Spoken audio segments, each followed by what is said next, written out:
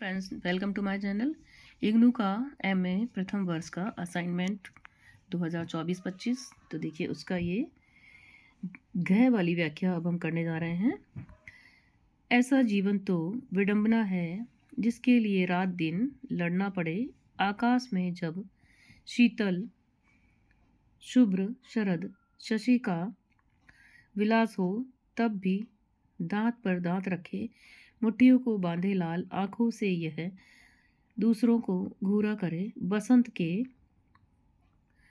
प्रभात में निभृत कगारों में चुपचाप बहने वाली सरिताओं का स्रोत गर्म रक्त बहकर लाल कर दिया जाए।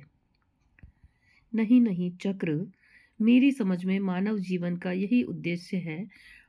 कोई और भी निर्गुण रहस्य है, चाहे मैं स्वयं उसे न जान सकूं। तो इन पंक्तियों का भावार्थ हम करेंगे। ये कहाँ से लिया गया है? ये गद्य भाग से लिया गया है। तो इसके रचयिता कौन है वो सब हम जानेंगे आगे।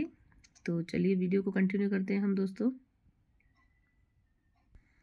देखिए यहाँ पे ऐसी जीवन लास्ट का वर्ड है, लास्ट के वर्ड है, उसे न जान सका हूँ।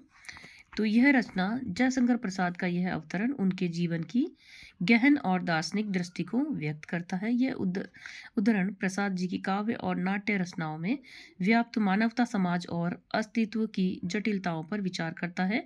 चलिए इसे विस्तार से समझते हैं हम। संदर्भ है, यह उद्धरण प्रसाद की प्रसिद्ध काव्य रचना चक्र से है। जयशंकर प्रसाद हिंदी साहित्य के प्रमुख कवि और नाटककार थे, जिन्होंने अपनी रचनाओं के माध्यम से मानव जीवन, समाज और अस्तित्व की जटिलताओं को गहराई से समझने का प्रयास किया है। उनके काव्य और नाटकों में उनका मनुष्य के प्रश्न और उनके जीवन का वास्तविक उद्देश्य की खोज का चित्रण है। आगे हम व्याख्या देखेंगे। जीवन की विडंबना। उद्धरण की शुरुआत ऐसी जीवन तो विडंबना से होती है जो कि जीवन की कठिनाइयों और संघर्षों की ओर संकेत करता है। प्रसाद यह समझाते हैं कि जीवन की केवल यही खासियत नहीं होनी चाहिए कि हम दिन रात लड़ते रहें। इसका तात्पर्य यह है कि जीवन के सार को केवल संघर्ष और द्वंद्व में सीमित नहीं किया जा सकता है। नेक्स्ट है प्राकृतिक सौंदर्य और संघर्ष।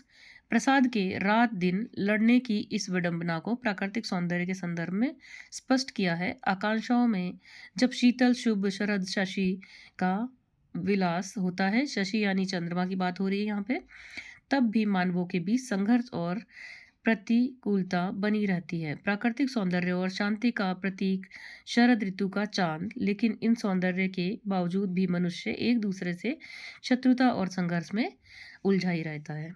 प्राकृतिक सौंदर्य और मानव का संघर्ष। प्रसाद जी वसंत के मनमोहक प्रभाव को चुपचाप रहने वाली सरिताओं के माध्यम से प्रकृति की शांति और सौंदर्य और संकेत करते हैं। फिर भी उन्होंने प्राकृतिक सौंदर्य को मानव संघर्ष और उग्रता की तुलना में रखा है। यह जीवन के द्वंद्व को दर्शाता है। यहाँ एक और प्रकृति में शांति और सौंदर्य है, वहीं दूसरी ओर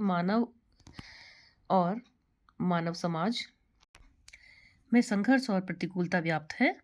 आगे देखेंगे हम जीवन का उद्देश्य। उद्धरण के अंत में प्रसाद कह रहे हैं कि कोई और भी निर्गुण रहस्य है, का मतलब है कि जीवन का वास्तविक उद्देश्य और गहन रहस्य अभी तक अनजान है। प्रसाद स्वयं यह महसूस करते हैं कि जीवन के संघर्ष में स्वरूप को समझना और जीवन के गहरे अर्थ को जानना आवश्यक है। आगे देखेंगे हम इन पंक्तियों का ये निष्कर्ष।